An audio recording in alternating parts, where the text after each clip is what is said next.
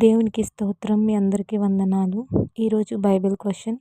శోధనలో నిలిచినవాడు ఏమి పొందును? ఏ జ్ఞాన కిరీటం, బి విజయ కిరీటం, సి జీవ కిరీటం, డి మహిమ కిరీటం. తెలిసిన వాళ్ళు కమెంట్లో టైప్ చేయండి. Time start now. 1, 2, 3. జవాబు జీవ కిరీటం. యాకోబు పత్రిక 1వ అధ్యాయంలో 12వ వచనంలో శోధన సహించువాడు ధన్యుడు, అతడు శోధనకు నిలిచినవాడై ప్రభువు తన ప్రేమించిన వారికి వాగ్దానం చేసిన జీవకిరీటం పొందును అనుంది. శోధనలు అంటే దేవుడు మనల్ని నాశనం చేయడానికి ఇచ్చేవి కావు. అగ్నిలో బంగారు వేసినప్పుడు ఎలాగైతే మెరుస్తుందో అలాగే మనలో విశ్వాసాన్ని నిరూపించడానికి వచ్చేవే శోధనలు. మన జీవితంలో అనారోగ్యాలు, అప్పులు, బాధలు, ఆర్థిక నష్టాలు లేదా మనుషులు వేసే నిందలు వచ్చినప్పుడు దేవునిపై నమ్మకం కోల్పోకుండా పాపపు మార్గాల వైపు వెళ్లకుండా ఉండటమే ఈ పరీక్షలో నిలబడ్డం. శ్రమలలో మనకు కావాల్సిన ముఖ్యమైనది సహనం.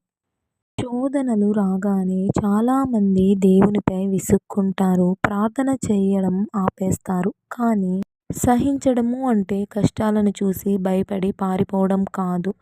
నా దేవుడు నన్ను చెయ్యి విడవడు, కష్టాల నుండి విడిపిస్తాడు అని కొండంత ధైర్యం, ప్రశాంతతతో స్థిరంగా నిలబడ్డం.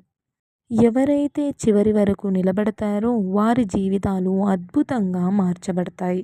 శ్రమల్లో ఉన్నవాడు ధన్యుడు అని చెప్తున్నాడు దేవుడు. లోకం మనల్ని చూసి నవ్వచ్చు, దేవుడు నిన్ను విడిచిపెట్టువాడు అని తక్కువగా మాట్లాడవచ్చు. కానీ దేవుడు నిన్ను ధన్యుడు అంటున్నాడు. జీవ కిరీటం పొందును అంటే ఈ లోకంలో వాడే రాజుల కిరీటాలు పాడైపోవచ్చు, కానీ దేవుడు ఇచ్చే కిరీటం వాడిపోనిది. దేవుడిపై చూపే ప్రేమ, నమ్మకత్వానికి దొరికే అంతిమ బహుమతి అది. యోబు అంత శ్రమలో కూడా చివరి దాకా దేవుణ్ణి స్తుతిస్తున్నాడు. అలాంటి హృదయం కలిగి మనం కూడా విశ్వాసంతో శోధనలో నిలబడతాం. చిన్న ప్రార్థన. పరమ తండ్రి, పరిశుద్ధుడా, జీవం గల దేవా, స్తోత్రం. శోధన సహించువాడు ధన్యుడు అని మీరు ఈ వాక్యం ద్వారా మాట్లాడిన విధానం బట్టి వందనాలు తండ్రి.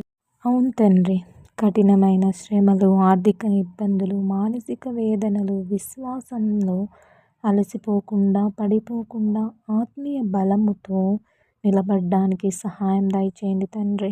మిమ్మల్ని పూర్ణ హృదయంతో ప్రేమిస్తూ మీరు వాగ్దానం చేసిన జీవ కిరీటాన్ని పొందుకునే భాగ్యాన్ని మాకు, మా కుటుంబాలకు దయచేయండి తండ్రి. ఇంకా ఎంతమంది